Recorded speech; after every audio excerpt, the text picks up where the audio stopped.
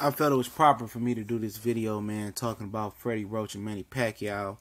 We back. It's the Boxing Link of More. It's your boy CJ Goodfella back on the boxing grind as usual. And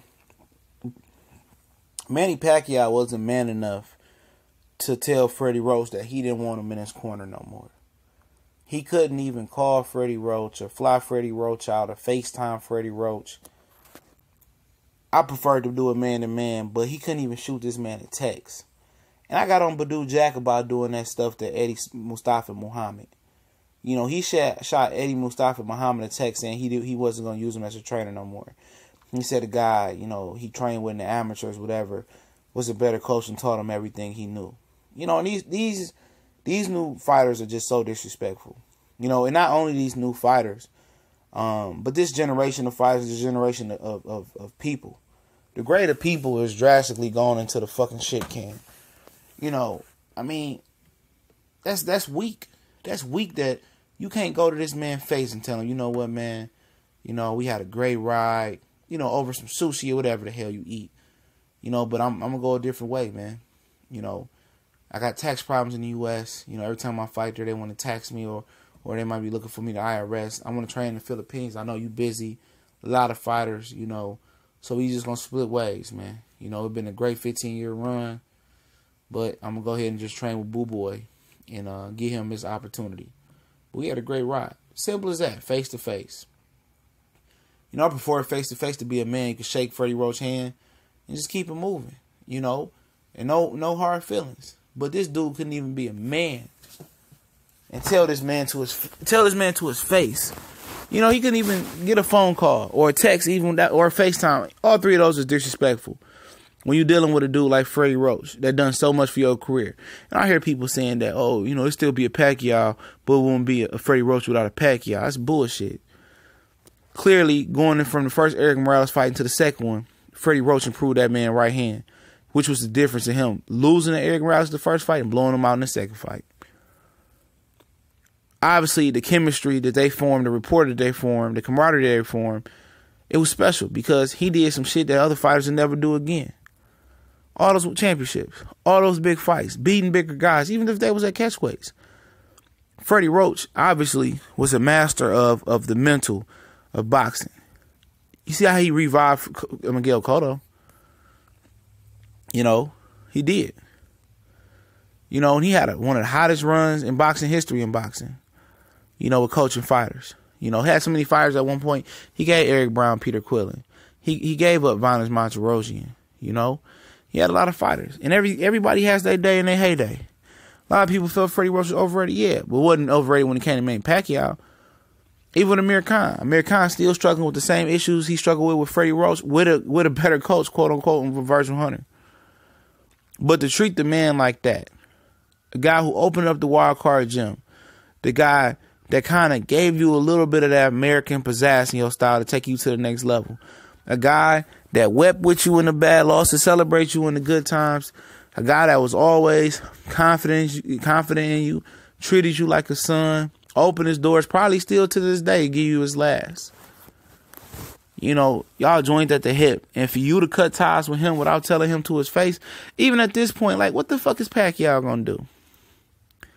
Is he going to grow on to achieve a great late career without Freddie Roach? No, he should have just rolled it out with Freddie Roach. But I just feel this was more financial than anything. You know, didn't he slap Boo Boy for not getting him some warm milk?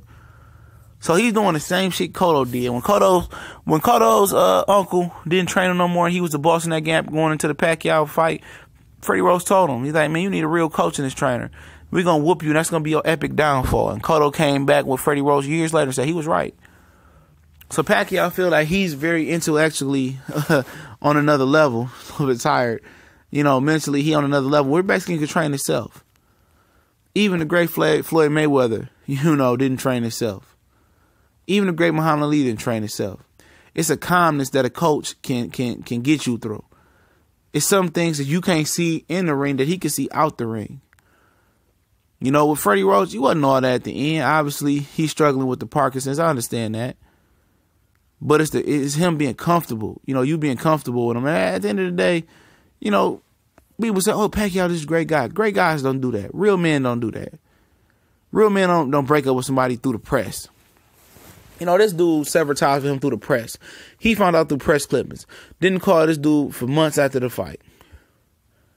Didn't see how he was doing. And that just shows you where you really stand with somebody as a person. You know, fuck the business. Fuck the throwing the leather, you know, fighting in the ring. Hey, dog, how you doing, man? Freddie, everything good? You healthy? Not even one of those calls. And that just shows you that shit was more business than family. When shit ain't going your way, and some turbulence coming, and you got a little friction in the friendship, it's a little bit disdain, you know, it's a little bit of tension, and everything ain't going perfect and happy-go-lucky, and you really see a dude's true color. When you going through adversity, and Pacquiao really showed his hand, man.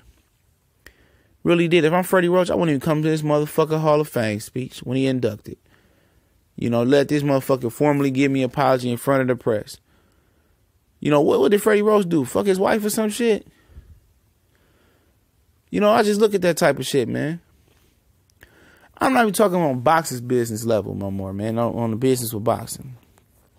Freddie looked at this guy like a son. And Manny Pacquiao can call this dude since the Jeff Horn fight, say, hey, Freddie, man, how you doing? You healthy? Everything good? Yeah, you know what? I'm thinking about coming back versus Matisse.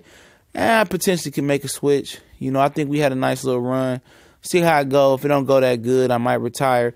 And some of it is due that Freddie Roach wants him to retire. You know, he said, you know, when it's time for Pacquiao to retire, I will tell him.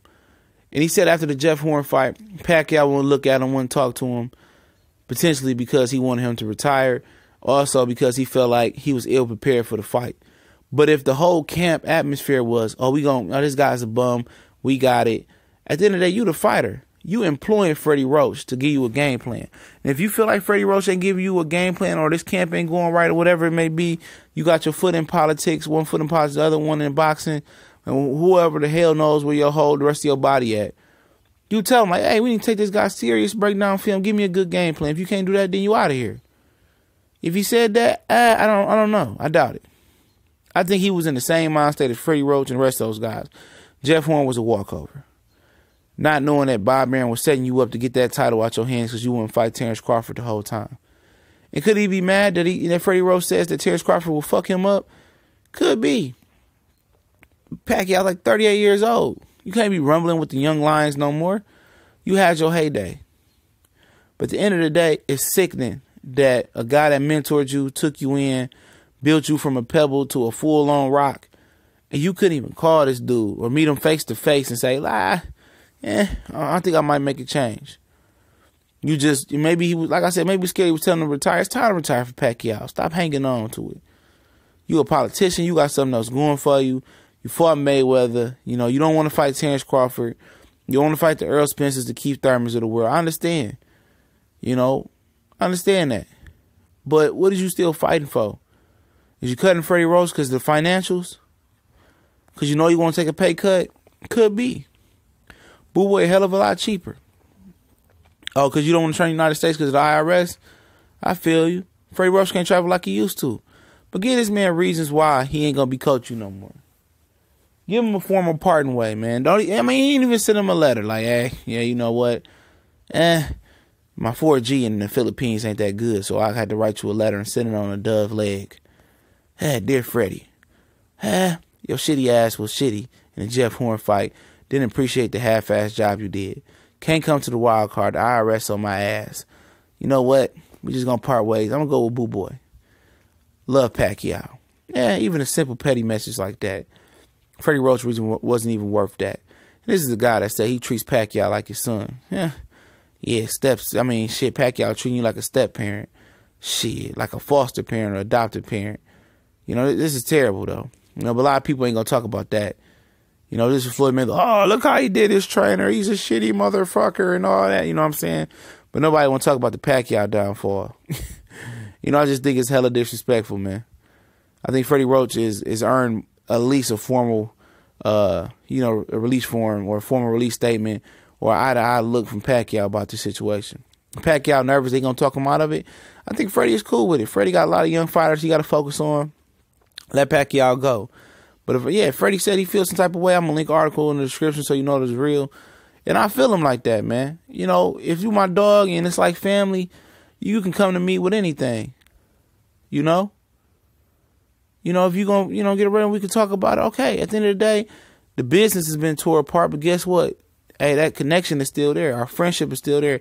And obviously, you know, Pacquiao don't see it that way. The business and the friendship in is one. And it maybe was never a friendship. Maybe it was all business. You know, maybe it was. Straight business. And it was never a friendship or nothing close to family. And that's what it seemed like. But y'all know what it is. Let me know what y'all think.